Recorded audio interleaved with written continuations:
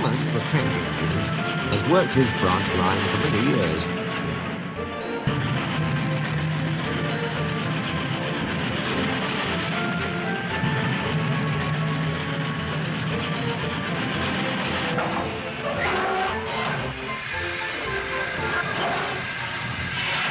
You know just where to stop, Thomas, laughed his driver.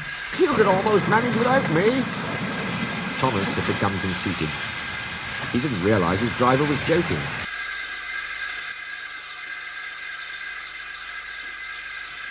Driver says I don't need him now, he told the others. Don't be so daft, snorted Percy. I'd never go without my driver, said Toby earnestly. I'd be frightened. Oh, boasted Thomas. I'm not scared. You'd never dare. I would then. You'll see.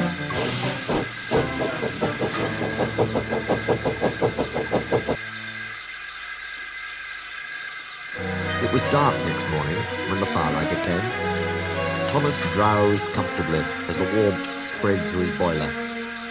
He woke again in daylight. Percy and Toby were still asleep. Thomas suddenly remembered.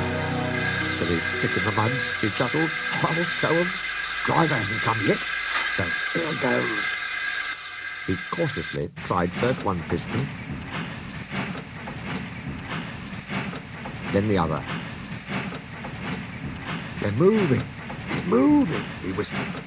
I'll just go out, then I'll stop, and wheeze. That'll make 'em jump. Very, very quietly, he headed for the door.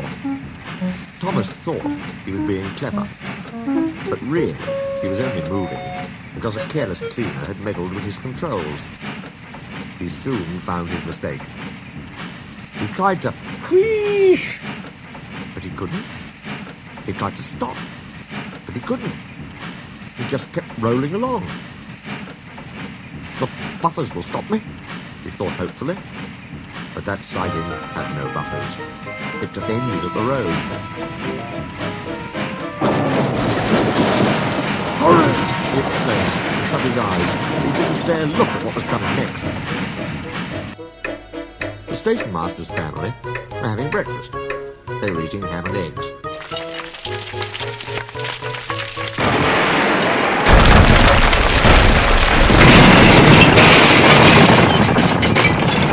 There was a crash. The house rocked, broken glass tinkled, plaster peppered their plates.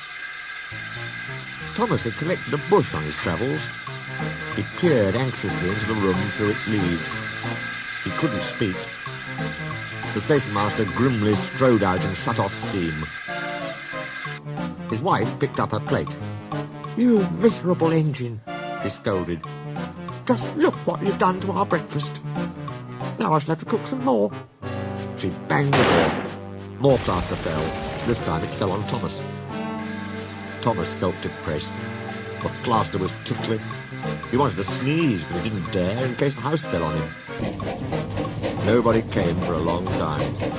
Everyone was much too busy.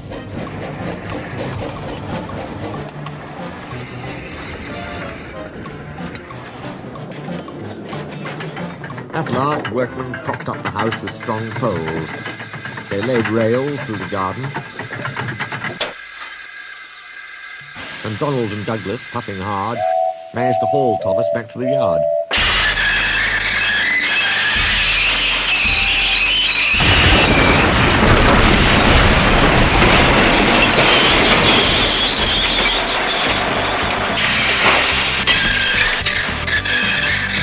His funnel was bent.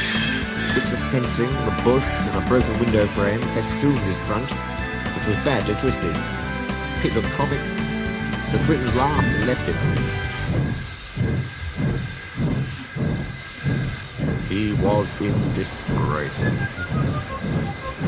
You are a really naughty engine. Oh, no, sir. Oh, I'm sorry, sir. Thomas's voice was muffled behind his bush. You must go to the works and have your front end mended. It'll be a long job. Yes, sir, faltered Thomas. Meanwhile, said the Fat Controller, a diesel rail car will do your work. Diesel, sir, Thomas spluttered. Yes, Thomas. Diesels always stay in their sheds till they are wanted. Diesels never gallivant after breakfast in station masters' houses. The Fat Controller turned on his heel and sternly walked away.